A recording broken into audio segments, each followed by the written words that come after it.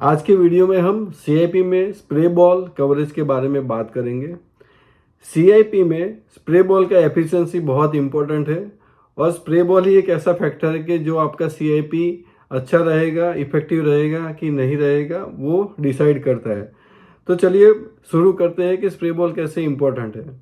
तो CIP पहले तो ये समझते हैं कि CIP किस किस चीज़ का होता है। तो CIP हमारा एसेप्टिक मैन्युफैक्चरिंग या स्टराइल मैन्युफैक्चरिंग की बात करें तो उसमें जो भी हमारे मैन्युफैक्चरिंग वेसल है, फिल्ट्रेशन वेसल है, फिर आपका जो प्रोसेस पाइप है, फिलिंग प्रोसेसिंग है, फिलिंग में अगर आपका फिलिंग में भी CIP सिस्टम है तो फिलिंग का जो प्रोसेस है, फिलिंग का CIP है।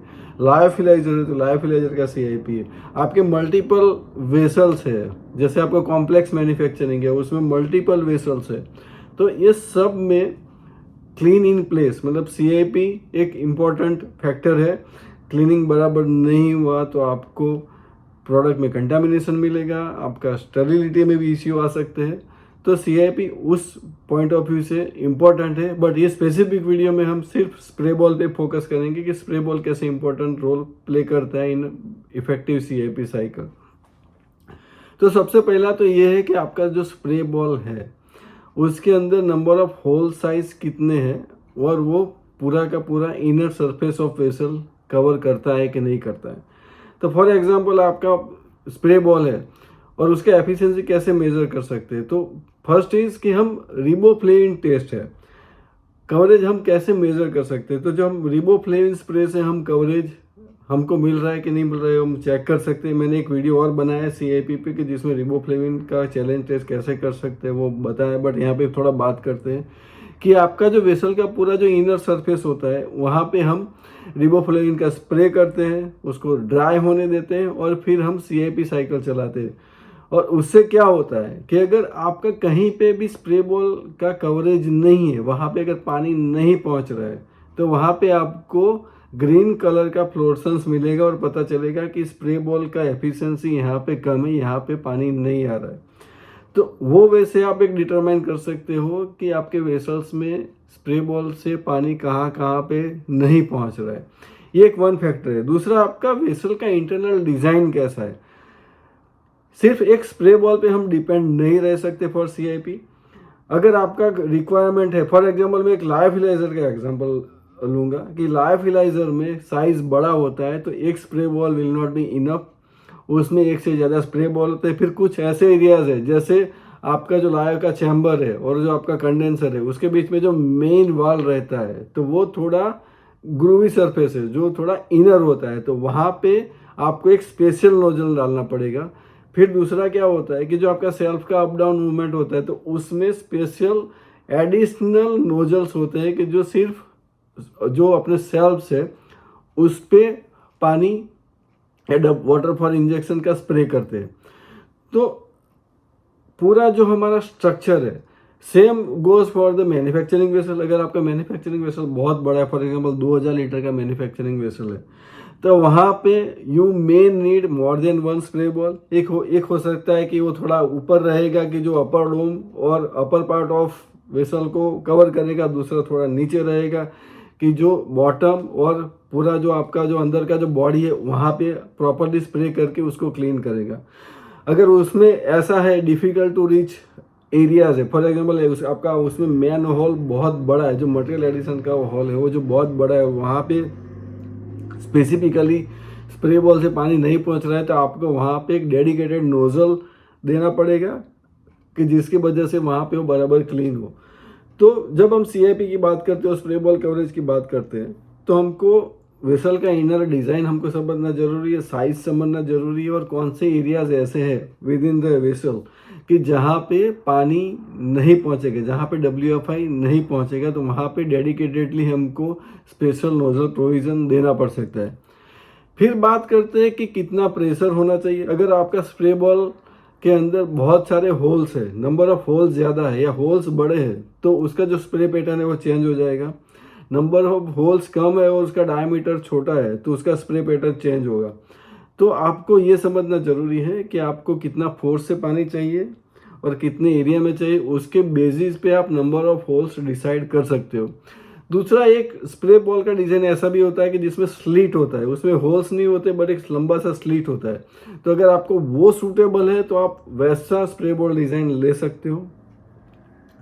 एक और चीज़ समझना ज़रूरी है कि जब हम नंबर ऑफ स्प्रे बॉल्स बढ़ाते हैं तो आपको पानी का प्रेशर भी ज़्यादा चाहिए और पानी का कंजप्शन, वाटर फॉर इंजेक्शन का कंजप्शन भी बढ़ जाएगा। तो when you are determining your design of the CIP cycle और design of the vessel with spray balls, आपको कंसिडर करना है कि आपको कहाँ पे डिफ़िकल्ट टू रीच एरियाज है, कितने नंबर ऑफ स्प्रे बॉल चाहिए, फिर उसमें कितना डायमीटर ऑफ पाइप चाहिए कि जिससे आपको सफिशिएंट अमाउंट और सफिशिएंट प्रेशर से वाटर फॉर इंजेक्शन या प्यूरिफाइड वाटर मिलेगा। रीज़न क्या है कि आपने नंबर ऑफ स्प्रे बॉल बढ़ा दिए लेकिन आपका यूटिलिटी प्रेशर उतना नहीं है, तो फिर नंबर ऑफ स्प्रे बॉल बढ़ाने से कुछ बेनिफिट नहीं होगा। तो ये आपको कंसिडर करना है कि enough amount of pressure, enough number of spray balls. आपका एक से काम चल जाता है तो एक, दो से काम चल जाता है तो दो। फिर जैसे मैंने बताया कि कुछ स्पेसिफिक एरियाज है कि जहाँ पे स्प्रे बॉल नहीं जा रहा है तो आपको एक डेडिकेटेड नोजल आपको वहाँ पे देना पड़ेगा कि वो स्पेसिफिक एरियाज क्लीन हो जाए। फिर अगर हम उसमें CIP में इतना सारा पानी हम डाल रहे हैं ड्यूरिंग द साइकिल तो ड्रेन भी उतनी इफेक्टिवली होना चाहिए। तो जो आपका ड्रेन का कैपेसिटी है वो ड्रेन का कैपेसिटी भी इक्वल होना चाहिए कि जिस फ्लो से पानी उसमें स्प्रे हो रहा है उसी फ्लो से वो नीचे से ड्रेन बॉटम वाल से या ड्रेन वाल से निकल जाना चाहिए। रीज़न क्या है कि अमाउंट ऑफ वाटर जो CIP के दौरान अंदर बहुत सारा पानी आता है बट वो ड्रेन नहीं हो रहा है तो नीचे क्या होगा, नीचे इकट्ठा होगा, तो वो क्लीन वाटर नहीं है, वो गंदा पानी है। मतलब वो जो आपने साइकिल के जो प्रोडक्ट का कंटामिनेशन है सब उसमें रहेगा और बराबर से ड्रेन नहीं हो रहा है, फास्ट ड्रेन नहीं हो रहा है, तो क्या रहेगा कि वो एक लेयर क्रिएट करता जाएगा कंटामिनेशन का, जो आपके CIP के after your CIP that contamination will remain at the bottom of the vessel. तो आपका जो ड्रेन का कैपेसिटी भी है वो भी इतना इक्वली इम्पोर्टेंट है कि जिस रेट से पानी आ रहा है उसी रेट से पानी ड्रेन भी होना चाहिए। थर्ड फैक्टर है कि डेड लेग्स। आपका ड्रेन लाइन में कहीं पे भी डेड लेग्स नहीं होने चाहिए। अगर आपने CIP बराबर से कर लिया बट आपका ड्रेन लाइन में या प्रोसेसिंग में कहीं पे डेड लेग्स हो रहे हैं तो वो कंटामिनेशन क्रिएट होगा और that will be an additional load on to your sterilization cycle. अगर आप स्टरलाइजेशन कर रहे हो उसके बाद और वो वहाँ पे डेड लेग है तो वो आपका माइक्रोबियल लोड बढ़ा देगा। और अगर आप सिर्फ CIP जैसे फॉर एग्जांपल मैन्युफैक्चरिंग वेसल में हमने वाटर फॉर इंजेक्शन से CIP किया तो कुछ कंपनीज में फिर उसका SIP नहीं होता है तो वो बायो लोड आपका प्रोडक्ट पे बढ़ जाएगा। तो प्रॉपर ड्रेनेज है, डेड लेग्स नहीं है, वो इंश्योर करना ज़रूरी है। फिर बात करते हैं कि स्पेसिफिक क्लीनिंग रिक्वायरमेंट की, कि अगर आपका वेसल्स के अंदर बेफल्स है या स्पेसिफिक टाइप ऑफ स्टरर है, specific difficult to reach areas है और या आपका जैसे लायोफिलाइजर है, तो वहाँ पे ईच एंड एवरी कॉर्नर पे वाटर का स्प्रे हो रहा है कि नहीं वो इंश्योर करने के लिए कवरेज टेस्ट और उसके बाद आपको वहाँ पे एडिशनल नोजल का प्रोविज़न चाहिए तो आपको देना पड़ेगा थ्रू इंजीनियरिंग डिज़ाइन। और ये सब चीज़ें जब आप नया डिज़ाइन कर रहे हो तो ये चीज़ें बहुत हेल्प करती है कि when you are designing new. और अगर आपको रूटीन में कुछ इश्यूज आ रहे हैं कि रूटीन में आपका CIP साइकिल बराबर नहीं है, आपको फेलियर्स मिल रहे हैं, then you can think of redesigning the spray balls, redesigning the nozzles और adding some extra nozzle into the vessels। और ये सब चीज़ें कंसिडर करके आप अगर कुछ आपको प्रॉब्लम मिल रहा है CIP में तो आप उसको सॉर्ट आउट कर सकते हो। तो आशा रखता हूँ कि मेरा ये छोटा सा वीडियो है वो एक हेल्प करेगा कि CIP में आप कैसे इम्प्रूव कर सकते हो, स्प्रे बॉल का इम्पोर्टेंस क्या है और उसके डिज़ाइन और नंबर ऑफ स्प्रे बॉल और providing additional nozzle, how it can help to have a better effective CIP cycle.